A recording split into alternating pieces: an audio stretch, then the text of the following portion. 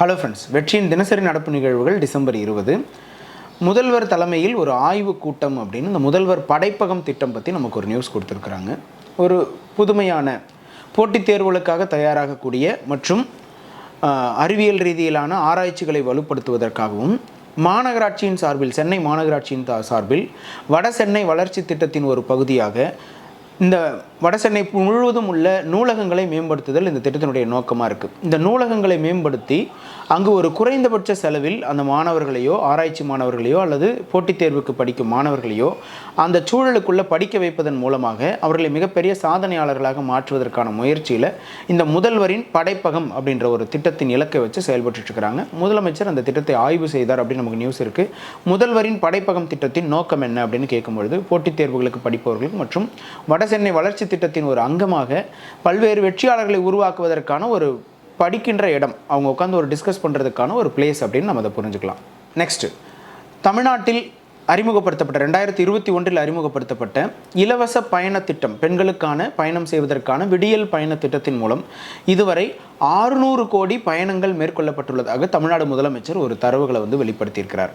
600 கோடி பயணங்கள் அப்படின்றது எவ்வளோ நம்பர் அந்த பெண்கள் பயன்படுத்தியிருக்கிறாங்க அந்த சேவையை அப்படின்றத இங்கே நம்பர்ஸாக காட்டுறதுக்காக எடுத்திருக்கிறாங்க. அப்போ அவ்வளோ பேர் இங்கே இருக்கிறாங்களா அப்படின்னு கன்ஃபியூஸ் பண்ணிக்க வேண்டியதில்லை. ஒரு பெண்ணே 100 முறைக்கு மேலே கூட அந்த அரசு பேருந்துகளில் அந்த இலவச பயணத்தை எடுத்திருக்கலாம். அதற்காக வழங்கப்பட்ட அந்த டிக்கெட்டோட எண்ணிக்கை இருக்குது இல்லைங்களா, அதில் ஒரு எம்டி டிக்கெட் கண்டக்டர் கொடுப்பாங்க. அந்த டிக்கெட்டோட எண்ணிக்கையை வச்சு முதலமைச்சர் அந்த தரவுகளை குறிப்பிடுறார். அப்போ இந்த விடியல் பயண திட்டம் 2021 ஜூன் மாதம் முதல் தொடங்கப்பட்ட ஒரு முக்கியமான திட்டம்.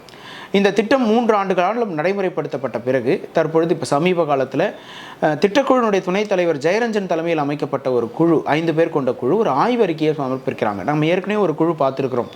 புதுமை பெண் திட்டம், காலை உணவு திட்டம், எண்ணும் எழுத்தும் திட்டம் குறித்து ஆய்வுகளை சமர்ப்பித்தார்கள் திட்டக்குழுனுடைய துணைத் தலைவர் தலைமையில் அப்படின்னு பார்த்துருக்குறோம். அதே குழு இந்த ஆண்டின் துவக்கத்தில் 2024 துவக்கத்தில் ஒரு அறிக்கையை சமர்ப்பிச்சிருப்பாங்க. அதில் விடியல் பயண திட்டத்தின் கீழ் இதுவரை ஒரு பெண்களுக்கு சராசரியாக தமிழகத்தில் 888 ரூபாய் அவர்களுக்கு பெனிஃபிட்ஸ் கிடைக்குது. மாதம் சராசரியாக பெனிஃபிட்ஸ் கிடைக்குது அப்படின்னு அந்த நம்பரை மென்ஷன் பண்ணியிருப்பார். அந்த திட்டக்குழுனுடைய துணைத் தலைவர் ஜெயரஞ்சன் அவர்கள் அளித்த பரிந்துரையில் இந்த திட்டம் மலைப்பகுதிகளுக்கும் விரிவுபடுத்தப்பட்டது. 2024 பிப்ரவரி மாதத்தில் தமிழ்நாடு முதலமைச்சர் உதகமண்டலத்திலிருந்து இந்த விடியல் பயண திட்டத்தை மலைப்பகுதி வாழ் மக்களுக்கும் விரிவுபடுத்துகிறோம் அப்படின்னு சொல்லி திட்டத்தை விரிவுபடுத்தி துவங்கியும் வைத்தார். அதனால் இந்த திட்டம் நிறைய விமன் எம்பவர்மெண்ட், எக்கனாமிக்கல் எம்பவர்மெண்ட் ஆஸ்பெக்டில் பெண்களை பொருளாதார ரீதியில் வலுப்படுத்துதல் அப்படின்ற அந்த ஒரு பாயிண்ட்டை எம்பவர் பண்ணுறதுக்காக தொடங்கப்பட்ட திட்டம். ப்ரிலிம்ஸ் மெயின்ஸ் ரெண்டுக்குமே இம்பார்ட்டண்ட்டான திட்டம். நெக்ஸ்ட்டு, நம்ம நேற்றே பேசின மாதிரி மக்களை தேடி மருத்துவம் அப்படின்ற திட்டம், இல்லம் தேடி மருத்துவம் அப்படின்ற திட்டத்தினுடைய 2 கோடியாவது பயனாளியை தமிழ்நாடு முதலமைச்சர் சந்தித்தார் அப்படின்னு சொல்லி நம்ம பார்த்துருக்குறோம். 2021 தொடங்கப்பட்ட திட்டம். இந்த திட்டத்தினுடைய 3 ஆண்டுகளுக்கு மேலே நம்ம நிறைவு பண்ணியிருக்கிறோம். 2 கோடி பயனாளிகளை கண்டறிந்திருக்கிறோம். அவர்களுக்கு நம்ம தேவையான மருத்துவ உதவிகளை வீடுகளுக்கே சென்று வழங்கியிருக்கிறோம்.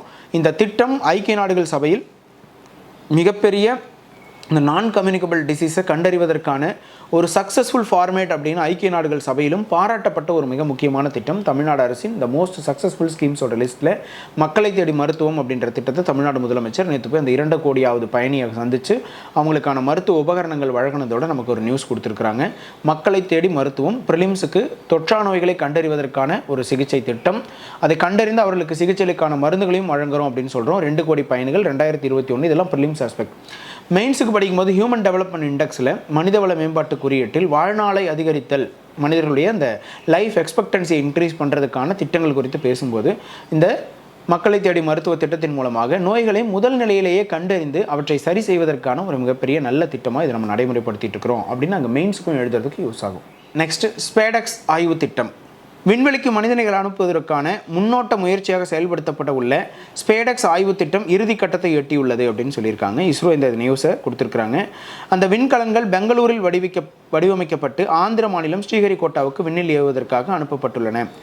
ராக்கெட்டின் 4ஆம் நிலையில் நிறுவும் பணிகள் தற்பொழுது நடைபெற்று வருகின்றன. பாரதிய அந்தரிக்ஷா ஸ்டேஷன் எனும் இந்திய ஆய்வு மையத்தை, விண்வெளி ஆய்வு மையத்தை 2035க்குள் விண்ணில் நிறுவ இஸ்ரோ திட்டமிட்டுள்ளது.